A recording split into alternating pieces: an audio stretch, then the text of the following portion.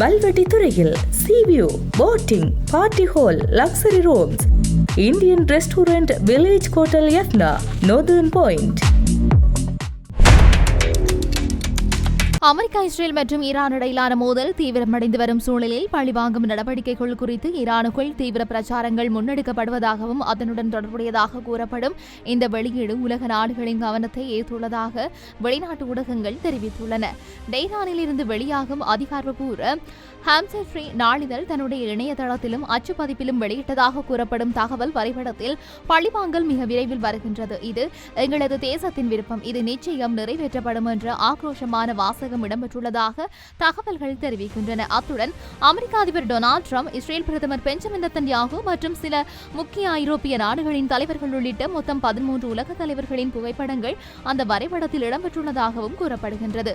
இந்த தகவல் வெளியாகியதைத் தொடர்ந்து சர்வதேச பாதுகாப்பு அமைப்புகள் மற்றும் உளவுத்துறைகள் இந்த விவகாரத்தை உன்னிப்பாக கண்காணித்து வருவதாக தகவல்கள் வெளியாகியுள்ளன. மேலும் ஈரானின் புதிய உச்ச தலைவராக பொறுப்பேற்றுள்ளதாக கூறப்படும் முஸ்தபா கமேனி தனது முதல் அதிகாரப்பூர்வ உரையில் கடுமையான எச்சரிக்கை விடுத்ததாகவும், இந்த குற்றவாளிகள் யாரும் தங்களது படுக்கையில் நிம்மதியாக உயிரை விட முடியாது, அவர்கள் தங்களது இறுதி நாட்களை கல்லறையில் தான் கழிக்க நேரிடும் என்று கூறியதாகவும் தகவல்கள் பரவி வருகின்றன. இதனைத் தொடர்ந்து ஈரான் முழுவதும் நடைபெற்ற வெள்ளிக்கிழமை தொடுகைகளில் அமெரிக்கா மற்றும் இஸ்ரேலுக்கு எதிரான கோஷங்கள் எழுப்பப்பட்டதாகவும், சில இடங்களில் இரத்த பழிவாங்கலின் வெள்ளிக்கிழமைகள் என்ற பெயரில் சிறப்பு நிகழ்வுகள் நடத்தப்பட்டதாகவும் கூறப்படுகின்றது. இதற்கிடையில் ஹார்முஸ் நீரிணை பகுதியில் ஏற்பட்டதாக கூறப்படும் தாக்குதல்களை தொடர்ந்து அமெரிக்க ராணுவம் ஈரானின் பல ராணுவ இலக்குகள் மீது வான்வழி தாக்குதல்களை மேற்கொண்டதாக தகவல்கள் வெளியாகியுள்ளன. இந்த நடவடிக்கையால் வளைகுடா பகுதியில் பதற்றம் மேலும் அதிகரித்துள்ளதாக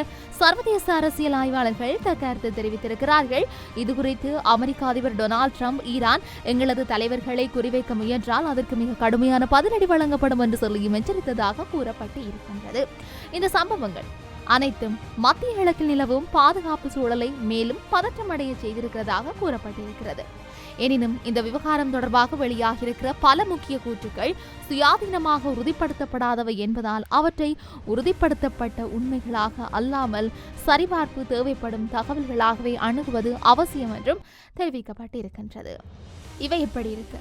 அமெரிக்காவுடன் செய்து கொள்ளப்பட்டிருந்த புரிந்துணர்வு ஒப்பந்தம் தற்போது ஒரு முக்கியமான நெருக்கடி கட்டத்தை எட்டியிருக்கிறதாக ஈரான் அதிகாரப்பூர்வமாக அறிவிச்சிருக்கிறது. மேலும் வாஷிங்டன் தன்னுடைய ஒப்பந்த கடமைகளை தொடர்ந்து மீறி வருவதாக கடுமையாக குற்றம் சாட்டியிருக்கிறது. ஈரான் அந்த நிலை தொடரும் வரை பாகிஸ்தான் மத்தியஸ்தத்தில் அமெரிக்காவுடன் எட்டப்பட்ட புரிந்துணர்வு ஒப்பந்தத்தின் கீழ் தாங்கள் ஏற்றுக்கொண்டுள்ள எந்த ஒரு முக்கிய கடமையையும் முழுமையாக நிறைவேற்றப் போவதில்லை என்று திட்டவட்டமாக எச்சரித்திருக்கின்றது.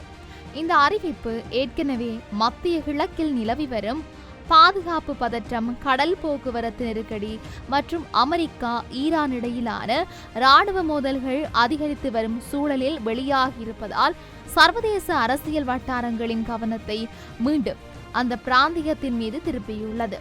இந்த விடயம் தொடர்பாக நடைபெற்ற செய்தியாளர் சந்திப்பில் ஈரான் வெளியுறவு அமைச்சகத்தின் செய்தி தொடர்பாளர் இஸ்மாயில் பஹாயி ஈரானின் நிலைப்பாடு ஆரம்பம் முதலே கடமைக்கு ஈடாக கடமை என்ற கொள்கையை அடிப்படையாக கொண்டது என்று வலியுறுத்தினார். ஒப்பந்தத்தில் கையெழுத்திட்ட இரு தரப்பினரும் தங்களுக்குரிய பொறுப்புகளை சமமாகவும் நேர்மையாகவும் நிறைவேற்ற வேண்டும் என்பதே ஈரானின் நிலைப்பாடு என்றும், ஒரு தரப்பு மட்டும் ஒப்பந்தத்தை நடைமுறைப்படுத்த வேண்டும் என்ற அணுகுமுறையை ஈரான் ஒருபோதும் ஏற்காது என்றும் அவர் குறிப்பிட்டார். இது கடமைக்கு ஈடாக கடமை என்ற விடயம் என்று நாங்கள் தொடக்க முதலே கூறி வருகின்றோம். மற்ற தரப்பு தனது கடமைகளை முழுமையாக கடைபிடித்தால் நாங்களும் எங்கள் கடமைகளை முழுமையாக நிறைவேற்றுவோம். ஆனால் ஒரு தரப்பு மட்டும் ஒப்பந்த விதிகளை பின்பற்ற வேண்டும் என்ற நிலைப்பாடு ஏற்றுக்கொள்ள முடியாதது என்று பஹாய் தெரிவித்ததாக அரை அரசு தஸ்னீம் செய்தி நிறுவனம் செய்தி வெளியிட்டு இருந்தது. மேலும் ஈரானிய இஸ்லாமிய குடியரசு எந்த ஒரு சர்வதேச ஒப்பந்தத்தையும் மீறியதாக யாரும் நிரூபிக்க முடியாது. ஒப்பந்தத்தில் இடம்பெற்றிருக்கிற அனைத்து கடமைகளும் தெளிவாக ஆவணப்படுத்தப்பட்டுள்ளன. எந்த தரப்பின் பொறுப்புகள் என்ன என்பது வெளிப்படையாக உள்ளது. இருப்பினும் அமெரிக்கா பல்வேறு காரணங்களையும் அரசியல் சாக்கு போக்குகளையும் முன்வைத்து புரிந்துணர்வு ஒப்பந்தத்தின் பல முக்கிய அம்சங்களை தொடர்ந்து மீறி வருகிறது. இத்தகைய நடவடிக்கைகள் பரஸ்பர நம்பிக்கையை கடுமையாக பாதித்திருக்கின்றன என்றும் அவர் குற்றம் சாட்டினார்.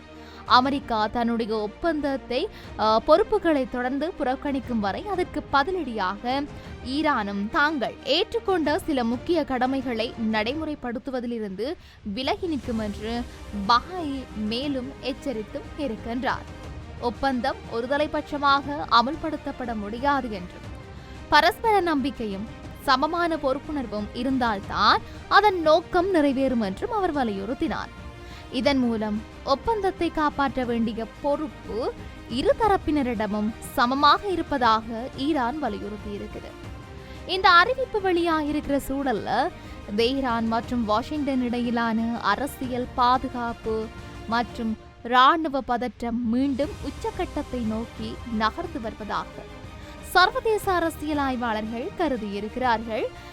அண்மை காலமாக ஹார்முஸ் நீரிணையை மையமாக கொண்டு உருவாகியிருக்கிற பதற்றம், கடல் பாதுகாப்பு தொடர்பான குற்றச்சாட்டுகள், வர்த்தக கப்பல்கள் மீதான தாக்குதல்கள், இராணுவ நடவடிக்கைகள் மற்றும் பதிலடி தாக்குதல்கள் ஆகியவை இரு நாடுகளுக்கும் இடையிலான உறவை மேலும் மோசமாக்கி இருக்கின்றன. ஹார்முஸ் நீரிணை உலகின் மிக முக்கியமான எண்ணெய் மற்றும் எரிவாயு போக்குவரத்து வழித்தடங்கள் ஒன்றாக கருதப்படுவதால் அங்கு ஏற்படும் எந்த ஒரு பதற்றமும் உலக பொருளாதாரம், எரிசக்தி சந்தை மற்றும் சர்வதேச கடல் வர்த்தகத்திலும் நேரடி தாக்கத்தை ஏற்படுத்தும் என்று பொருளாதார நிபுணர்கள் எச்சரித்து வருகிறார்கள். உலகளவில் பயன்படுத்தப்படும் கச்சா எண்ணெயின் குறிப்பிடத்தக்க பகுதி இந்த கடல் வழியாகவே கொண்டு செல்லப்படுவதால் அந்த பகுதியில் நிலவும் பாதுகாப்பு நிலைமை உலக நாடுகளால் மிகுந்த கவனத்துடன் கண்காணிக்கப்பட்டு வருகின்றமையும் குறிப்பிடத்தக்கது. இதற்கிடையில் மத்திய கிழக்கில் தொடரும் பதற்றம் காரணமாக வளைகுடா நாடுகளிலும் பாதுகாப்பு ஏற்பாடுகள் பலப்படுத்தப்பட்டிருக்கின்றன. அமெரிக்கா மற்றும் அதன் கூட்டணி நாடுகள் தங்களது இராணுவ மற்றும் கடற்படை கண்காணிப்பை விரிவுபடுத்தியுள்ளதாக தகவல்கள் வெளியாகியிருக்கின்றன. அதேவேளை ஈரானும் தனது பாதுகாப்பு தயார் நிலையை மேலும் உயர்த்தியிருக்கிறதாக அந்த நாட்டு அதிகாரிகள் தெரிவித்திருக்கிறார்கள்.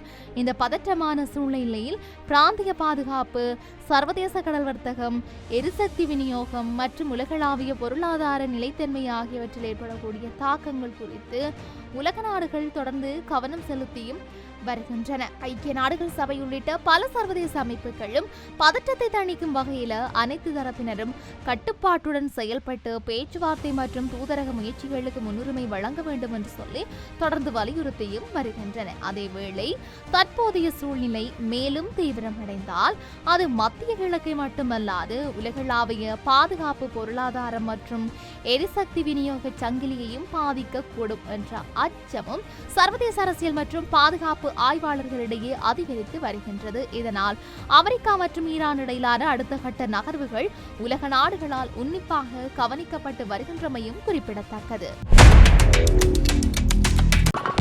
வல்வெட்டி துறையில் sea view, boating, party hall, luxury rooms, Indian restaurant, village hotel Jaffna, northern point.